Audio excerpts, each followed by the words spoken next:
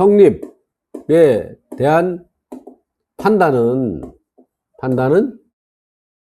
자, 한번 볼까요? 1차적으로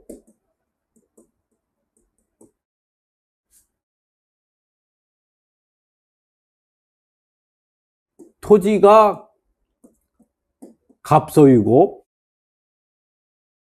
건물이 을소유. 이런 상태에서 근저당이 설정이 되고 이거에 의해서 토지만 임의경매가 이루어졌다.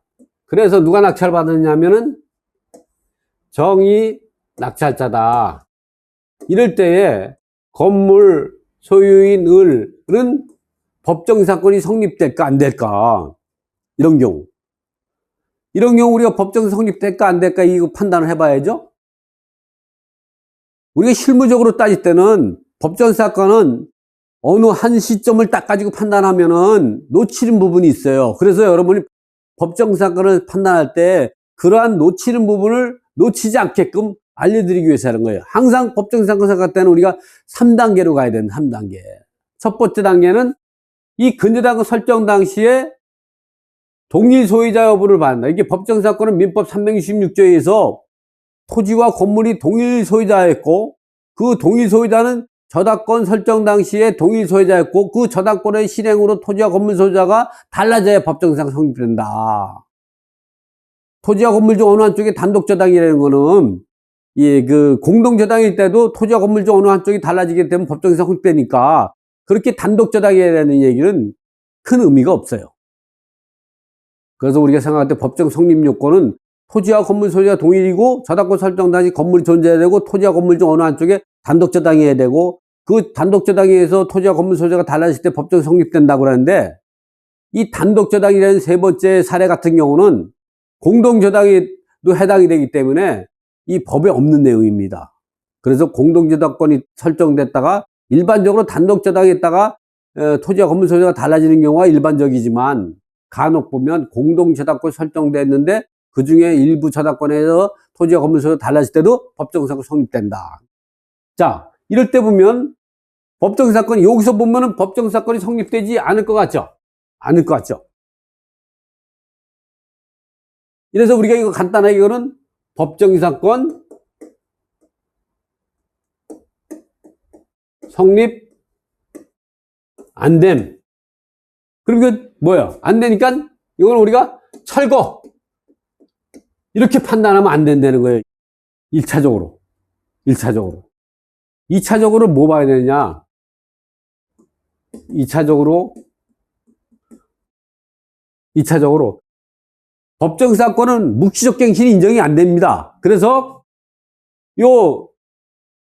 달라진 요 시점부터 과거 30년, 요 30년 내에 30년 기간 동안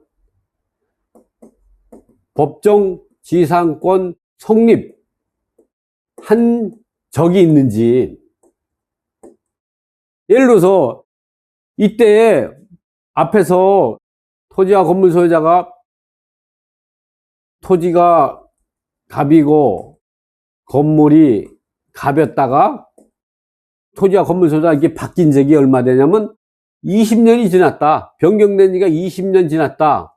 그러면 아직도 10년 이내 법정지상권 존속기한이 남아있는 거예요. 이번에는 25년이 지났다. 그러면 아직도 5년이 남아있는 5년. 존속이 되는 거죠.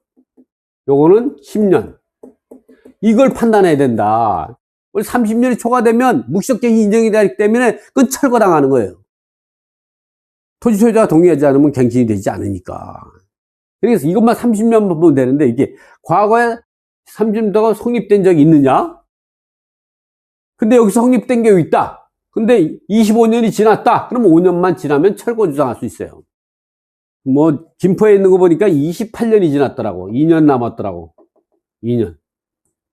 이런 경우도 있어요. 존속기한이. 이런 경우. 또 하나 문제는 보니까 1차적으로도 근저당 설정 당시에 동일 소유자가 아니고 2차적으로 과거에 30년 동안도 성립된 적이 없어. 성립된 적이 없어. 그러면 마지막으로 3차적으로 민법 제 622조죠. 차지권이 대항력이죠. 대항력. 이 차지권의 대항력은 뭐냐면 빈 땅에 토지 소유자 갑하고 을은 이제 건물 신축을 목적으로 토지 임차인이 지상 건물을 을이 토지 임대차계, 요게 임대인, 요 사람이 임차인, 이 사람 간에 임대차 계약을 맺고 을이 건물을 신축 후 보존 등기,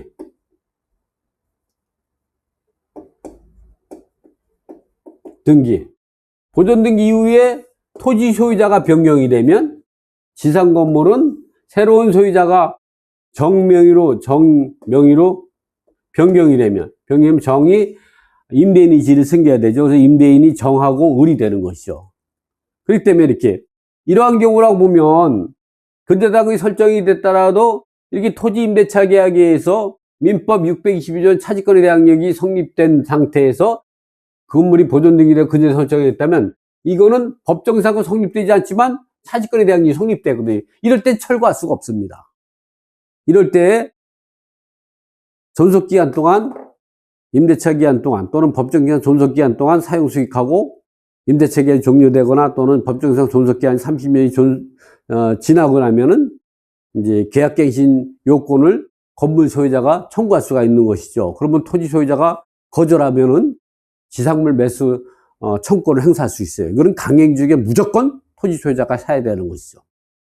이러한 부분을 법정사건을 공부할 때는 이 부분을 꼭 알고 있어야 합니다. 1단계는 근저당 설정 당시에 법정 성립되는지, 2차적으로는 과거에 30년 동안 법정 성립되는지, 3차적으로 마지막으로는 민법 622조의 차지권의 대항이 성립되는지, 토지 임대차 계약에 의해서 건물을 신축하고 건물 소유자가 보존 등기 이후에 토지 소유자가 변경되면 새로운 소유자는 임대인지를 승계하게 된다. 이런 뜻이죠.